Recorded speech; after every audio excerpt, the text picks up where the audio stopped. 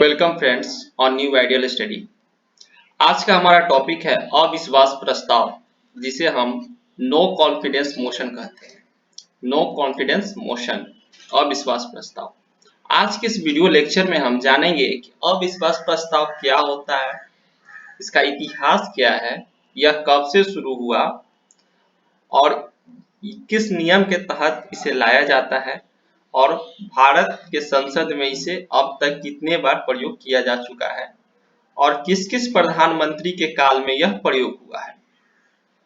तो चलिए शुरू करते हैं। अविश्वास प्रस्ताव का पृष्ठभूमि हम कुछ देख लेते हैं कि पहले अविश्वास प्रस्ताव किस शासन की प्रणाली में लाया जाता है।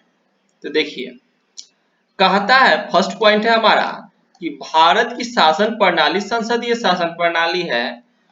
इस शासन प्रणाली में बहुमत दल की सरकार होती है, यानी कि हमारा जो भारत देश है यहाँ पर जो शासन की प्रणाली है वो संसदीय शासन प्रणाली है। संसदीय शासन प्रणाली में क्या होता है कि अलग अलग दल मिलकर चुनाव लड़ते हैं और जिस दल को बहुमत प्राप्त होता है वो अपनी सरकार बनाती है।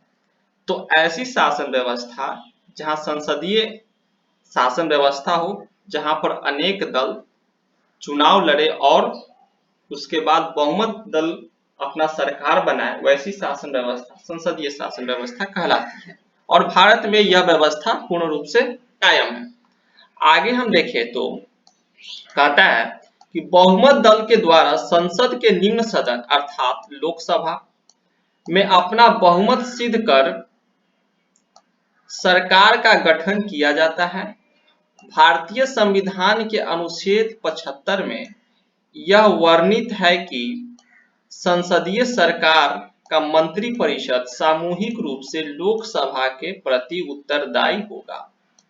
यानी कि देखिए, भारत में तो संसदीय शासन प्रणाली है और संसदीय शासन प्रणाली में जो बहुमत जिस दल को प्राप्त होता है वो दल संसद के निम्न सदन यानी कि लोकसभा में बैठता है। हमारे संसद के दो सदन है, उच्च सदन और निम्न सदन। उच्च सदन को राज्यसभा कहते हैं और निम्न सदन को लोकसभा कहते हैं।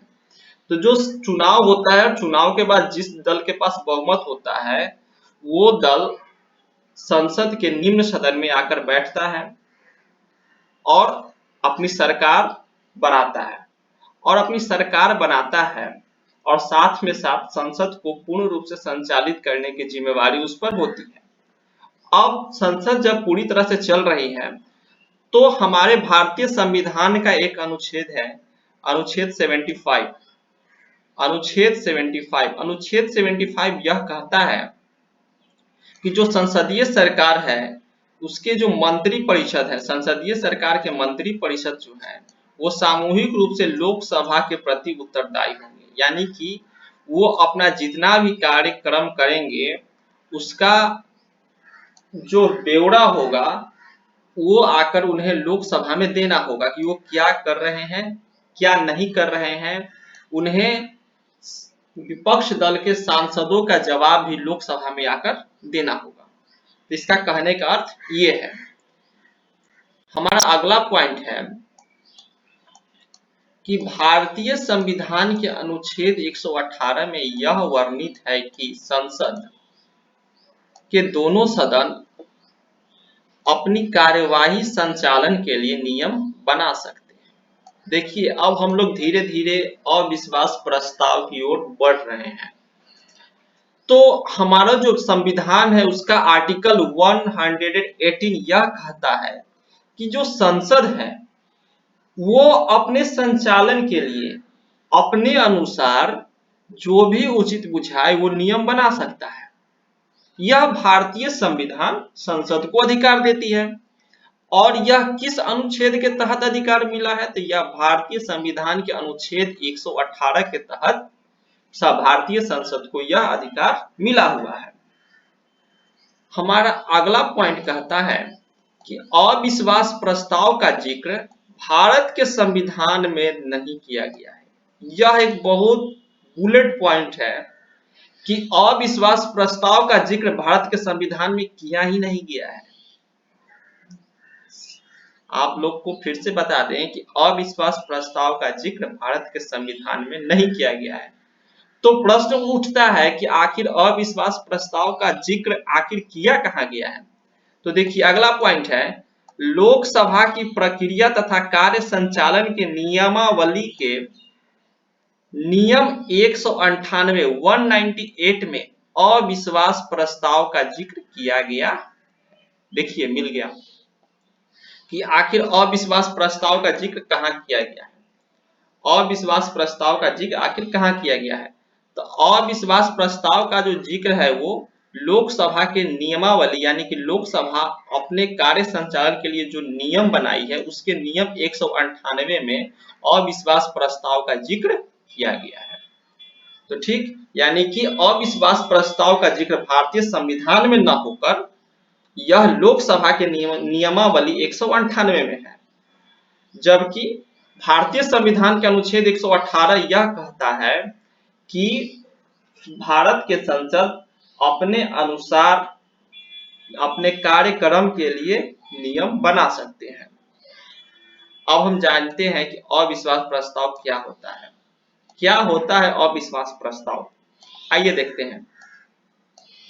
कहता है कि लोकसभा में यदि किसी भी सदस्य को ऐसा लगता है कि वर्तमान सरकार जो अभी चल रही है अपना विश्वास यानी कि बहुमत खो चुकी है, तो वह सदन में अविश्वास प्रस्ताव को ला सकता है। संसद का कोई भी सदस्य, सांसद, लोकसभा में संसद का कोई भी सदस्य या सांसद लोकसभा में उसको यदि ऐसा लगता है कि वर्तमान सरकार अपना विश्वास खो चुकी है, यानी कि अब वह विश्वास में नहीं है। विश्वास खोने का मतलब है कि संसद में सरकार बनाने के लिए उसे जितना बहुमत चाहिए उसके पास वह बहुमत नहीं है।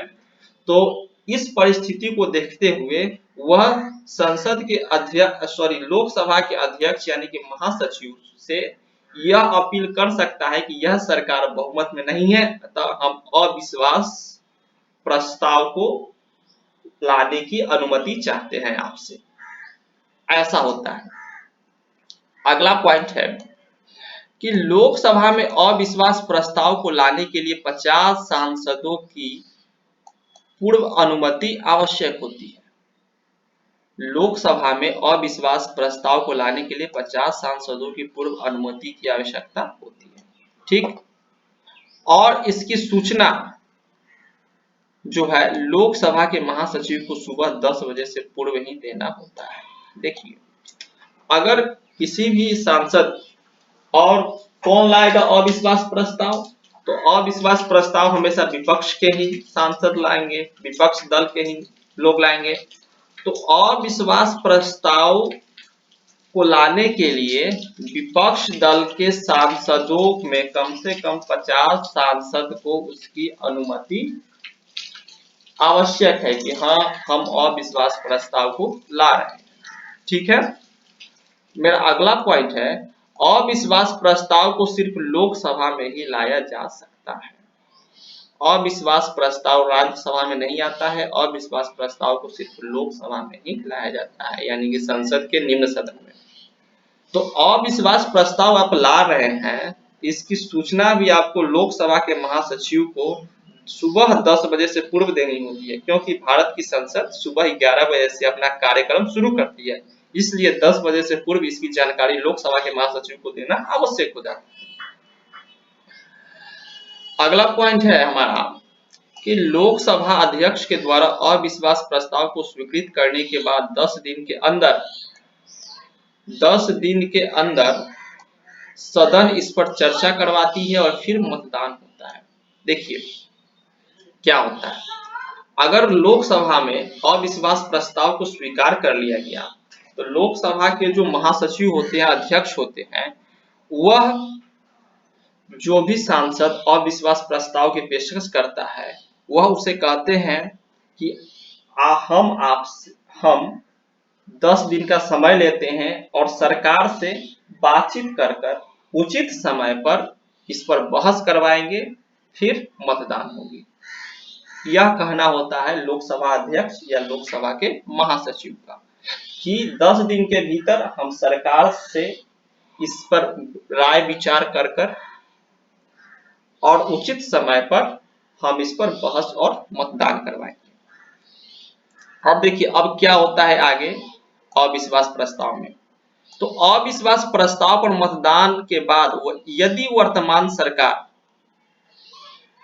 सदन का विश्वास यानी कि 272 मत जो भारत के बहुमत दल की सरकार के लिए जादुई आंकड़ा है 272, यानी कि भारत का में भारतीय संसद में कुल सीट का 2/3 भाग सरकार बनाने के लिए आवश्यक होती है।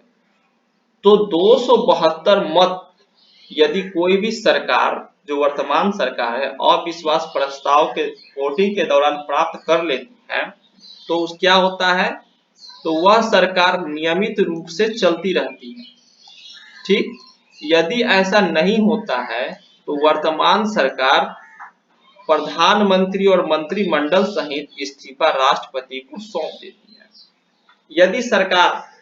यदि वर्तमान सरकार 272 का आंकड़ा नहीं पार कर पाई, 2/3 बहुमत नहीं जुटा पाई, तो वह उसी समय उसकी सरकार गिर जाती है और वह प्रधानमंत्री और मंत्रिमंडल के साथ अपना इस्तीफा राष्ट्रपति को सौंप देती है।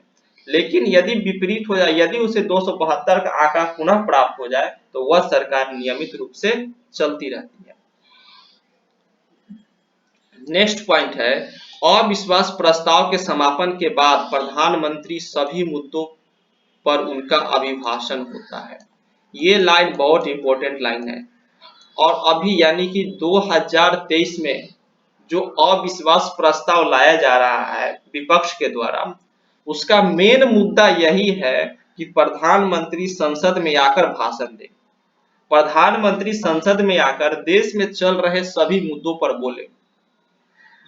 2023 में के मॉनसून सत्र में जो विपक्ष ने अविश्वास प्रस्ताव लाया, हालांकि इस समय विपक्ष के पास आंकड़ा नहीं है, लेकिन वो प्रधानमंत्री को सदन में लाकर सभी मुद्दों पर बहस करने के लिए, भाषण देने के लिए उन्होंने अविश्वास प्रस्ताव को लाया है।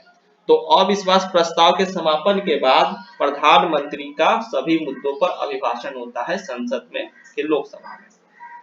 मेरा अगला पॉइंट है कि अविश्वास प्रस्ताव का अब इतिहास देख लेते हैं कि कब कब लाया गया, कहां से शुरू हुआ। अविश्वास प्रस्ताव का इतिहास देख लेते हैं। ओके, देखिए अविश्वास प्रस्ताव को सन 1952 में लोकसभा के नियमावली में जोड़ा गया था। इसे कब जोड़ा गया था, तो इसे 1952 ईस्वी में जोड़ा गया था। इसे 1952 ईस्वी में जोड़ा गया था लोकसभा के नियमावली में, यानी कि लोकसभा के जो नियमावली है 198 उसमें 1952 में अविश्वास प्रस्ताव को जोड़ा गया था। उसके बाद क्या हुआ कि सर्वप्रथम 1963 में जवाहरलाल नेहरू सरकार के खिलाफ पहली बार अविश्वास प्रस्ताव को लाया गया था। सर्वप्रथम 1963 ईस्वी में जवाहरलाल नेहरू सरकार के खिलाफ पहली बार अविश्वास प्रस्ताव का पेशकश संसद में किया गया था सन 1963 में। अगला पॉइंट है हमारा, अभी तक कुल 28 बार अविश्वास प्रस्ताव को लाया जा चुका है। अभी तो इसकी वर्तमान संख्या जो है, वर्तमान संख्या अभी तो इसकी 27 है, यानी कि 27 बार अविश्वास प्रस्ताव को लाकर इस पर बहस हो चुका है। लेकिन अभी जो है एक बार जो है कि संसद, जो हमारी संसद है वो अविश्वास प्रस्ताव पत्र को स्वीकार कर चुकी है और इस पर बहस होना बाकी है। तो इसलिए कुल 28 बार अभी अविश्वास प्रस्ताव को लाया जा चुका है। फिर हमारा अगला पॉइंट कहता है कि इंदिरा गांधी सरकार के खिलाफ सर्वाधिक 15 बार अविश्वास प्रस्ताव को लाया जा चुका है। इंदिरा गांधी के खिलाफ सर्वाधिक 15 बार अविश्वास प्रस्ताव की पेशकश संसद में विपक्ष के द्वारा किया जा चुका है। अब हम देख लेते हैं किस सरकार के खिलाफ कितनी बार अविश्वास प्रस्ताव को लाया जा चुका है। कौन सी सरकार कितनी बार जनता के मुद्दे पर खड़ी रही, कौन सी सरकार कितनी बार जनता को नकार दी और जनता के प्रतिनिधि ने इसका उत्तर अविश्वास प्रस्ताव ला कर दिया। तो देखिए, फर्स्ट पॉइंट है, सबसे पहली बार जवाहरलाल नेहरू के खिलाफ अविश्वास प्रस्ताव पत्र लाया गया था और ये कब लाया गया था? तो 1963 में लाया गया था और ये एक बार लाया गया था सिर्फ उनके समय में। दूसरे नंबर पर जो है वो है इंदिरा गांधी। नेहरू, जो जवाहरलाल नेहरू है, उनकी बेटी थी इंदिरा गांधी, जो हमारी प्रधानमंत्री बनी, जिन्हें आयरन लेडी कहा गया था। इनके खिलाफ सबसे ज्यादा यानी कि 15 बार अविश्वास प्रस्ताव लाया गया है संसद में। थर्ड है हमारे लाल बहादुर शास्त्री। लाल बहादुर शास्त्री के खिलाफ संसद में 3 बार अविश्वास प्रस्ताव को लाया जा चुका है। नेक्स्ट है हमारे पीवी नरसिम्हा राव। पीवी नरसिम्हा राव के खिलाफ 3 बार संसद में अविश्वास प्रस्ताव को लाया गया। अगले हैं प्रधानमंत्री हमारे मोरारजी देसाई। मोरारजी देसाई के समय 2 बार संसद में अविश्वास प्रस्ताव को लाया गया। छठे हैं राजीव गांधी। राजीव गांधी के समय 1 बार अविश्वास प्रस्ताव को संसद में लाया गया था। 7वें नंबर पर है अटल बिहारी वाजपेयी साहब। अटल बिहारी वाजपेयी साहब, इनके खिलाफ 1 बार अविश्वास प्रस्ताव को लाया गया है संसद में। हालांकि यह अमान्य हो गया, ये अविश्वास प्रस्ताव गिर गया था संसद में और फिर से अटल बिहारी वाजपेयी की सरकार जीवित रही थी। नेक्स्ट है हमारे नरेंद्र मोदी साहब, जो वर्तमान के प्रधानमंत्री हैं। इनके खिलाफ 1 बार जो है वो 2018 में लाया जा चुका था अविश्वास प्रस्ताव, जो कि गिर गया था यानी कि असफल हो गया था। और अभी 1 बार 2023 ईस्वी में इसे पुनः लाया गया है संसद में और इस पर बहस होना अभी बाकी है। संसद के जो अध्यक्ष है ओम बिरला साहब, उन्होंने इसे स्वीकार कर लिया है, यानी कि 1 बार यह प्रस्तावित हो चुका है। तो अभी तक कुल 28 बार अविश्वास प्रस्ताव लाया जा चुका है, जिसमें 27 बार बहस हो चुकी है और इसमें मात्र 28 बार में मात्र 1 ही बार अविश्वास प्रस्ताव संसद में सफल हुआ था, बाकी समय यह असफल रहा। तो अविश्वास प्रस्ताव पर यह जो वीडियो था, यह काफी पॉइंटेबल लेक्चर था। यह हम आशा करते हैं कि अविश्वास प्रस्ताव आप सभी को समझ में आया होगा। वीडियो देखने के लिए आप सभी का बहुत बहुत धन्यवाद।